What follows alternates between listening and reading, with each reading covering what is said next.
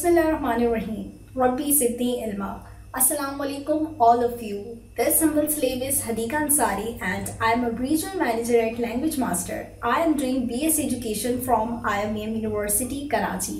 Welcome back to our new video. तकरीबन 2 माह पहले हमने एक सिलसिला शुरू किया अपने कैंपस में जिसमें हमने स्टूडेंट्स को बुक्स दी और उन्हें एक लिमिटेड टाइम दिया कि इस टाइम के बाद आपको जो है वो इस किताब का रिव्यू देना है, पढ़कर आना है और इस किताब का रिव्यू देना है अपनी क्लासमेट्स को। माशाल्लाह से बहुत अच्छा परफॉर्म किया हमारे तमाम स्टूडेंट्स ने, बट ड्यू टू लॉकडाउन अब ये सिलसिला थोड़ा सा रुक गया, थोड़ा सा थम गया। हमने सोचा कि क्यों ना हम रिव्यू यहाँ पे शेयर करें अपने पेज पर, ताकि हमारे स्टूडेंट्स भी इसे सुन सकें और बाकी सारे लोग जिनके पास इतना ज़्यादा टाइम नहीं है कि वो इस किताब को पढ़ सकते हैं, तो वो इसका रिव्यू सुनकर इसकी वो 7 हैबिट्स के बारे में जान सकते हैं और उन पर अमल करने की कोशिश कर सकते हैं। याद रखें, रीडर्स आर लीडर्स। अगर आप लीडर बनना चाहते हैं, अगर आप लीड करना चाहते हैं, तो रीडिंग की हैबिट डालें। कम से कम रोज़ाना 10 मिनट ज़रूर कोई ना कोई किताब पढ़ें। अपने कोर्स के अलावा कोई ना कोई किताब लाजमी पढ़ें ताकि आपकी पर्सनल डेवलपमेंट पे आप काम कर सकें। ये किताब 7 habits of highly effective people by Stephen Covey, ये किताब जो है वो एक बहुत मौसर तरीन किताब है और इस किताब में बताई जाने वाली वो 7 आदत वाकई अगर किसी इंसान में हो तो वो एक इफ़ेक्टिव इंसान ज़रूर बन सकता है, एक इफ़ेक्टिव लीडर, एक इफ़ेक्टिव सिटीज़न ऑफ सोसाइटी बन सकता है। मेरी ज़िंदगी में इस किताब ने बहुत बड़ा रोल प्ले किया। इस किताब को पढ़ने से पहले मैं भी रिएक्टिव थी, चीज़ें मुझ पर इफेक्ट कर जाती थी, लेकिन इस किताब को पढ़ने के बाद मैंने अपनी बहुत सारी आदत को इम्प्रूव किया। आई होप दैट कि ये किताब आपकी लाइफ के लिए भी बहुत यूज़फुल होगी। एक सजेशन है मेरा आप लोगों के लिए कि इस किताब को एक दफ़ा लाजमी पढ़ें। I hope that you will like it. और आज जिस टॉपिक को हम कवर करने वाले हैं, जिस टॉपिक के बारे में हम बात करने वाले हैं, वो है 7 habits of highly effective people. आज हम बात करेंगे दुनिया के मौसर तरीन लोगों की 7 आदत। बेसिकली ये किताब है, इस दुनिया की वर्ल्ड फेमस बुक है जिसकी अब तक तकरीबन 1.5 करोड़ से ज़ायद कॉपियाँ बिक चुकी हैं। और इस किताब को लिखने वाले जो राइटर हैं स्टीफन आर कोवे, इनके बारे में सबसे अच्छी बात ये है कि इस दुनिया की जितनी भी बड़ी कंपनीज़ हैं, उन कंपनीज़ को चलाने वाले जितने भी ज़बरदस्त तरीन लोग हैं, वो स्टीफन आर कोवे को अपना मेंटोर, अपना उस्ताद मानते हैं। इस किताब को एक बला की किताब और एक बहुत ज़बरदस्त किताब समझा जाता है उन लोगों के लिए जिन्हें ये सीखना होता है कि दुनिया के मौसर तरीन लोगों में कौन सी ऐसी आदत हैं जिसकी वजह से वो मौसर तरीन लोग हैं। याद रखिएगा, अगर हमें इस बात का इल्म हो जाए, अगर हमें ये पता चल जाए कि किसी में कौन सी ऐसी आदत हैं, किसी में कौन सी ऐसी खूबियाँ हैं जिसकी वजह से वो मौसर है, तो उन्हें अपनाया जा सकता है। स्टीफन आर कोवे ने दुनिया के टॉप मैनेजमेंट गुरूज पे रिसर्च की, एक वक्त पास्ट में जाके उस वक्त के मौसर तरीन लोगों पे रिसर्च की, अपने वक्त के मौसर तरीन लोगों पे रिसर्च की और फिर उस रिसर्च का तमाम रिजल्ट एक किताब की सूरत में पेश कर दिया जिसको उन्होंने टाइटल दिया 7 habits of highly effective people written by Stephen R Covey. आज हम सीखेंगे इस किताब की 7 आदत जो स्टीफन आर कोवे ने डिस्कस की कि इस दुनिया के जो मौसर तरीन लोग होते हैं उनके अंदर कौन सी ऐसी 7 आदत होती हैं जो उनको मौसर बना देती हैं। इस आदत या आदत के हवाले से एक बहुत ज़रूरी बात ध्यान से सुनिएगा कि आदत एकदम नहीं बनती, आदत हम बनाते हैं। कभी कभार वो आदत हमारे माहौल, हमारी सराउंडिंग, हमारे घर वाले या फिर हमारे हालात की वजह से बन जाती हैं। हमें पता ही नहीं लग रहा होता कि कब वो हमारी आदत बन गई है। मिसाल लीजिएगा, किसी को वक्त ज़ाया करने की आदत है। किसी को बिला वजह बोलने की आदत है, ये भी एक आदत है। अच्छा, किसी को प्रॉब्लम है कि वो अपनी ज़िंदगी में फोकस नहीं है, फोकस का ना होना, ये भी एक आदत है ना, फोकस का ना होना। इस तरह से बहुत सारी आदतें हमारी बन जाती हैं जो हमें पता ही नहीं होता कि कब हमारी आदतें बन चुकी हैं। काम हम करते ही जा रहे हैं, एक अरसे से कर रहे हैं, वो हमारी आदत बन चुके होते हैं। ध्यान से सुनिएगा कि हम एक अरसा लगाकर अपनी आदत बनाते हैं, बन जाती हैं और फिर वो आदतें हमारा फ्यूचर बनाने लग पड़ती हैं।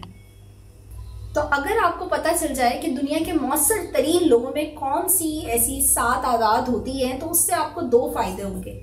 एक फ़ायदा तो ये होगा कि आप मौसर बन सकेंगे और दूसरा फ़ायदा ये होगा कि ज़िंदगी में कभी भी आपको जज करना हो, मेयर करना हो, तो आपके लिए बहुत आसान हो जाएगी कि हाँ, फला बंदा तो बहुत मौसर तरीन बंदा है। क्यों है? जब आप गौर करेंगे तो पता चलेगा कि वो इन 7 आदात पर अमल करता है। जो इन 7 आदात पर अमल करता है वो एक इफेक्टिव इंसान है, वो एक मौसर तरीन इंसान है। पहली आदत जो स्टीफन आर कोवी ने अपनी किताब 7 habits of highly effective people, दुनिया के मौसर तरीन लोगों में पाई जाने वाली 7 आदत अपनी किताब में जो शेयर की वो है बी प्रोएक्टिव। बी प्रोएक्टिव का क्या मतलब है? प्रो मीन्स पहले, एक्टिव मीन्स तैयार रहना, मीन्स पहले से तैयार रहना, कि आप पहले से तैयार रहें। दूसरे लफ्ज़ों में आप इसे कह सकते हैं कि कल का काम थोड़ा आज ही कर लेना, पहले से कर लेना। स्टीफन आर कोवी के हिसाब से इस दुनिया के मौसर तरीन लोगों की पहली आदत ये है जो पहले से थोड़ा तैयार रहते हैं, जो लास्ट वक्त इंतज़ार नहीं करते। स्टीफन आर कोवी के हिसाब से इस दुनिया में 2 किस्म के लोग होते हैं, एक प्रोएक्टिव, दूसरे रिएक्टिव। रिएक्टिव लोग प्रोएक्टिव के बिल्कुल एक अपोजिट लोग होते हैं। रिएक्टिव लोग कौन होते हैं? रिएक्टिव लोग वो होते हैं जो काम पड़ेगा तो कर लेंगे, चैलेंज आएगा तो पूरा कर लेंगे, जब सर पे पड़ेगी तो फिर कर लेंगे। ये इस किस्म के लोग होते हैं। ये वो लोग होते हैं जिनका मूड, अगर मौसम ख़राब है तो उनका मूड ख़राब हो जाएगा। उनसे अगर कोई गुस्से में बात कर रहा है तो वो रिएक्शन देंगे, वो उससे उसी लहजे में बात करेंगे। प्रोएक्टिव लोग वो होते हैं कि हालात कितने भी ख़राब हो जाएं, उनका मूड, उनका टेम्परामेंट, उनका लहजा, उनका अंदाज हमेशा एक जैसा रहता है। और जो रिएक्टिव लोग होते हैं वो हर चीज़ पर अपना रिएक्शन दिखाते हैं। प्रोएक्टिव लोग सिचुएशंस को कंट्रोल करते हैं, ना कि सिचुएशन को खुद को कंट्रोल करने देते। इसे एक शेर में भी बयान कर सकते हैं, सफ़ीना बनाए रखना तूफ़ान आने से पहले। ये एक मिसरा है का।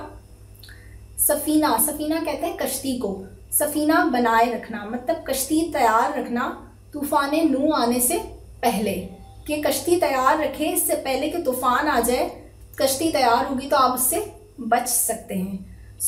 प्रोएक्टिव लोग वो होते हैं जो हमेशा हर चीज़ के लिए पहले से तैयार रहते हैं, तो पहले से थोड़ा सा आगे होके रहते हैं, पहले से थोड़ा सा चीज़ों में तैयार रहते हैं। और रिएक्टिव लोग वो होते हैं जो हर चीज़ पे अपना रिएक्शन देते हैं, पहले से तैयार नहीं रहते। मौसर तरीन लोगों के अंदर जो पहली आदत पाई जाती है वो है कि वो प्रोएक्टिव होते हैं, रिएक्टिव नहीं होते। तो बहुत सारे लोग प्रोएक्टिव नहीं होते, इस वजह से वो लोग इफेक्टिव नहीं होते। दूसरी आदत जो है begin with the and in mind, यानी कि जब भी कोई आप अपना कोई काम शुरू करें, किसी भी काम की शुरुआत करने लगे तो आपके सामने उसका एंड होना चाहिए। क्योंकि जो मेहनत मैं कर रहा हूँ, ये सारी एफर्ट्स मैं कर रहा हूँ, ये कहाँ जा रही हैं, इसका एंड क्या बनेगा।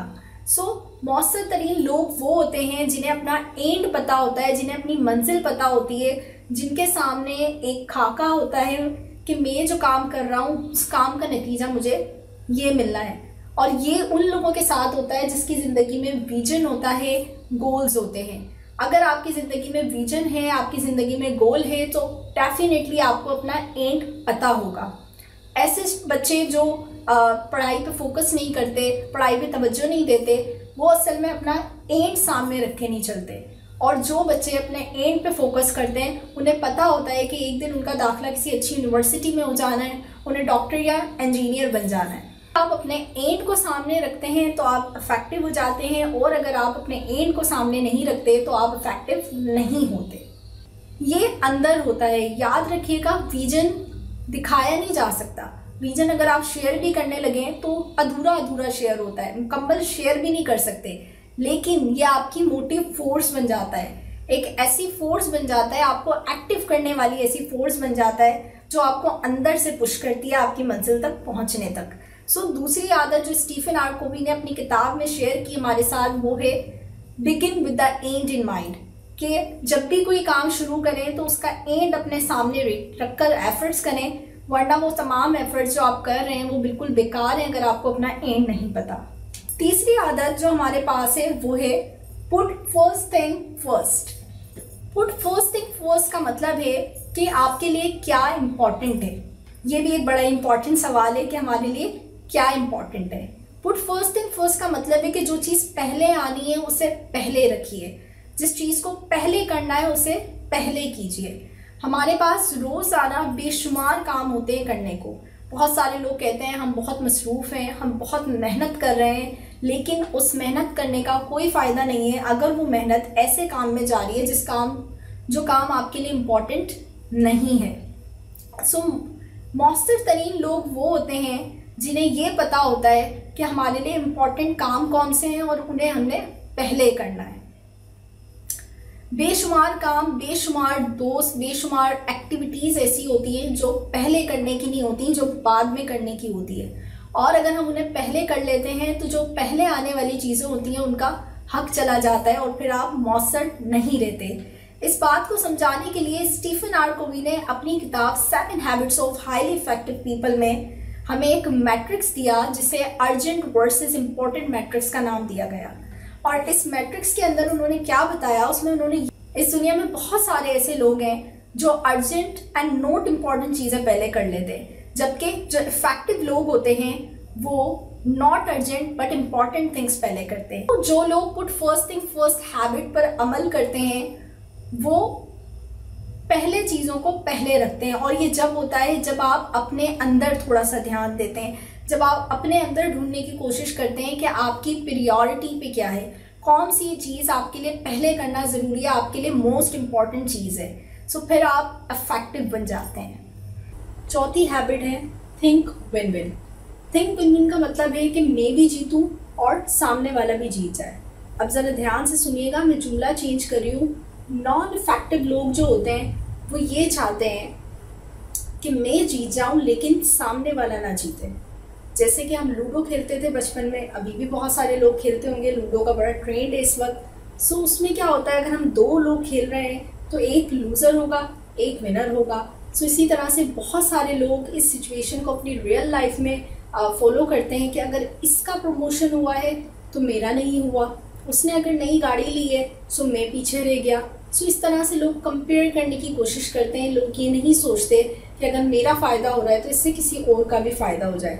लाइकवाइज मिसाल लीजिएगा कि अगर एक इदारे में, ऑर्गेनाइजेशन में प्रिंसिपल चाहता है कि वो सारी फ़ीस ले ले, टीचर्स को विन विन ना कराए, टीचर्स को कोई तनख्वाह ना दे क्योंकि ये तो बड़ा नोबल प्रोफेशन है, वो पैसे ना लें। सो क्या वो इदारा कामयाब हो सकता है? नहीं हो सकता। जब तक वो टीचर्स को विन विन सिचुएशन पे नहीं लाएगा तब तक वो इदारा कामयाब नहीं हो सकता। तो जो मोस्ट इफेक्टिव लोग होते हैं वो ये सोचते हैं कि इससे हमारा भी फ़ायदा हो जाए और दूसरों का भी फ़ायदा हो जाए। अपनी ज़िंदगी में एक रूल बना लें कि जब भी कोई काम करने लगें, कोई भी काम करें, सो ये ध्यान में रखें कि इस काम से मुझे तो फ़ायदा हो रहा है, ठीक है, लेकिन दूसरों को भी फ़ायदा हो जाए।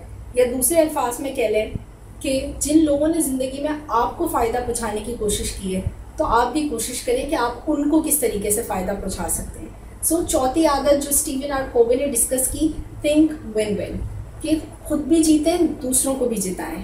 पांचवी आदत जो हमारे पास है वो है seek first to understand than to be understood. याद रखें, बहुत सारे लोग दूसरों को नहीं समझ रहे होते, बहुत सारे लोग दूसरे लोगों को नहीं समझ रहे होते, और जब हम लोगों को नहीं ना समझ रहे होते तो फिर यहाँ काम खराब हो जाता है। पहले समझो फिर कहो समझ में आ गई।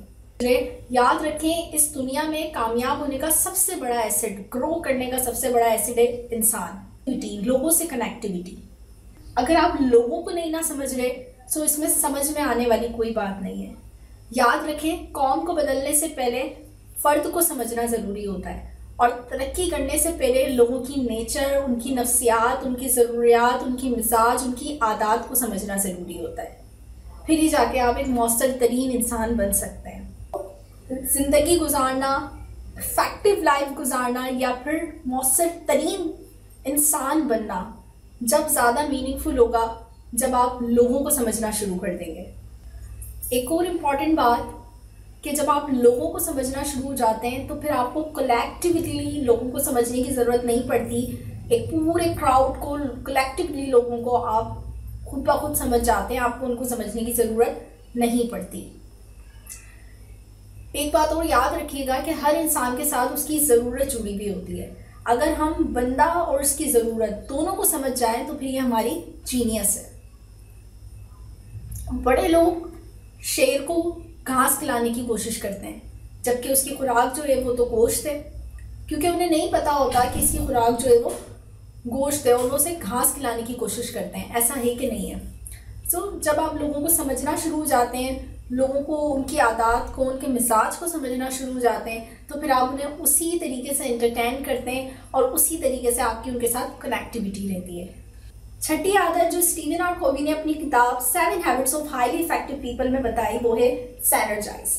सैनर्जाइज में आप देख सकते हैं कि एनर्जी के साथ एक वर्ड कंबाइन है। जब बहुत सारी एनर्जीज कंबाइन हो जाती है तो उसे कहते हैं सैनर्जाइज। सैनर्जाइज का जो आइडिया है वो ये है कि जब दो आइडियाज एक साथ कंबाइन हो जाते हैं तो उसका जो रिजल्ट होता है उसकी पावर कई गुना बढ़ जाती है।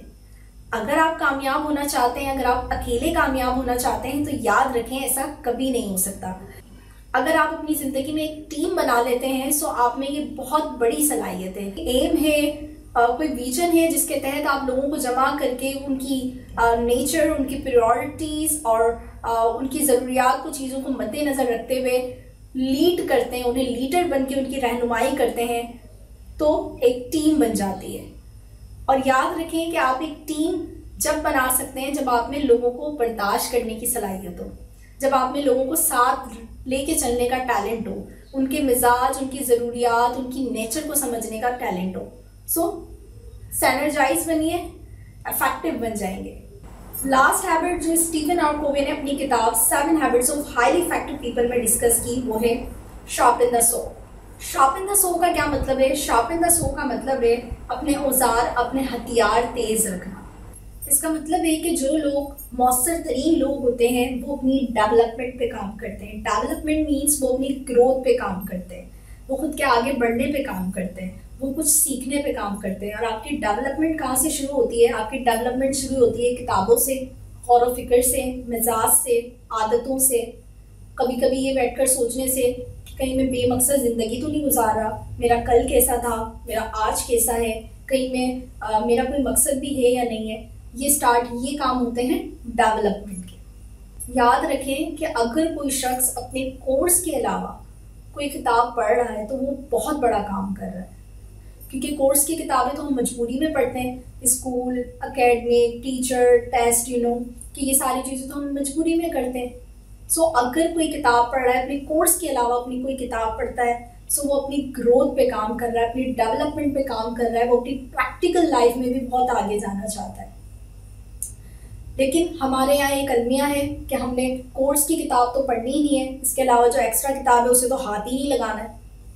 कभी आपने नहीं देखा होगा कि कोई बच्चा स्कूल में सोता हुआ तो आपने देखा होगा, लेकिन किसी को बैठकर सोचते हुए नहीं देखा होगा। मैंने कभी नहीं देखा कि कोई शख्स बैठा हो, वो कहे कि मिस मैं जो है वो मैंने अपना इम्पॉर्टेंट टाइम, अपना फिक्स टाइम किया हुआ है, इस टाइम पे मैं 10 मिनट रोज़ाना अपने आप पे गौर व फिक्र करता हूँ। क्योंकि हमारी आदत ही नहीं है, हम इस तरह की आदतें डेवलप नहीं करना चाहते, हमें ये चीज़ें सिखाई नहीं गई। याद रखें कि अगर आप सालों से वैसे ही हैं जैसे आज हैं तो इसका मतलब है कि तरक्की नहीं होने वाली। और अगर हम तरक्की करना चाहते हैं तो हमें कुछ बदलना पड़ेगा।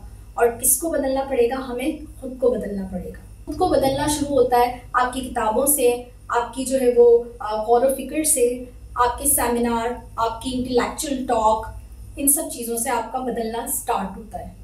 बहुत सारे लोग ये सोचते हैं कि जो लोग बोलने के शोबे से ताल्लुक़ रखते हैं, टीचर्स हैं, ट्रेनर्स हैं, उन्हें तो कुछ सीखने की ज़रूरत ही नहीं है, जबकि ऐसा नहीं है।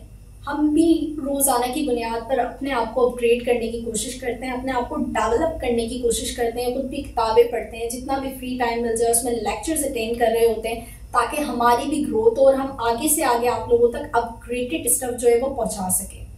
जो लोग अपनी डेवलपमेंट रोक लेते हैं वो इफेक्टिव नहीं रहते। शार्पन द सो का जो मतलब है वो है जंग ना लगाना। जंग ना लगाने से मुराद अपनी सलाहियतों को जंग ना लगाना, अपनी सीखने की सलाहियतों को जंग ना लगाना, अपने विजन को जंग ना लगाना। जैसे कहते हैं ना, इंसान बोल बोल के अच्छा हो जाता है, दौड़ दौड़ के चलना सीख लेता है, पढ़ा पढ़ा के पढ़ाना सीख जाता है। तो जब आप खुद को डेवलप करने की कोशिश करते हैं, खुद की ग्रोथ पे काम करते हैं, तो ये आदत आपको मौसर तरीन इंसान बनाने की कोशिश करती है, मौसर तरीन इंसान बना देती है। मुझे यकीन है इस बात का कि ये तमाम आदतें सिर्फ सुनने से आप में नहीं आ सकती, लेकिन आपको बताने और आपको समझाने का, आपके साथ डिस्कस करने का मकसद ये है कि आज कम से कम ये आपकी नॉलेज में आ गई हैं तो इंशाल्लाह ये बहुत जल्द आपके अमल में भी आ जाएंगी। बहुत सारी चीज़ें ऐसी होती हैं जो जब हमारी नॉलेज में आ जाती है तो कभी ना कभी हमारे अमल में भी आ ही जाती है। यह एक बहुत ज़रूरी बात कि शायद बेशुमार लोग ऐसे होंगे जिनके इल्म ही नहीं होगा कि प्रोएक्टिवनेस क्या होती है, एंड को सामने रख के काम करना क्या होता है, उनको कम से कम इस बारे में नॉलेज मिल गई। सो इंशाल्लाह मुझे उम्मीद है कि बहुत जल्द इस पर अमल भी हो जाएगा। डेवलपमेंट के हिसाब से एक बहुत ही खूबसूरत हदीस अल्लाह ताला के रसूल सल्लल्लाहु अलैहि वसल्लम की हदीस है कि हलाक है वो शख्स जिसका आज का दिन उसके गुज़िश्ता दिन से बेहतर नहीं है। मीन्स के आपका आज का दिन आपके गुजरे हुए कल से बेहतर नहीं है। तो अपनी डेवलपमेंट करें, किताबें पढ़ें, खुद पे गौर व फिक्र करें और ख़ुद के लिए कुछ करें। Thank you so much for staying with us. Thank you.